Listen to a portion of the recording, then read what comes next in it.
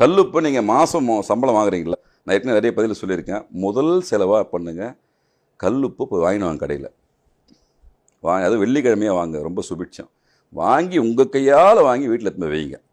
நியாயமாக பூஜை ரூமில் பூஜிக்கக்கூடிய ஒரு பொருள் வந்து கல்லுப்பு. சமையலறையும் ஒரு பூஜையை பலமுறை சொல்லியிருக்கேன். நீங்கள் மண்பாடத்தில் வைக்கணும், இல்லைன்னா பீங்கான். இந்த 2 தான் கல்லுப்பு வைக்கிறதுக்கான முதல் விஷயம். முதல் பேசிக்கு நீங்கள் பொருளை வாங்கி உங்கள் கையால் போட்டு நிரப்பி வைங்க. முதல் விஷயம் அந்த நிரப்பி வச்சதை பூஜை ரூமில் வையுங்க.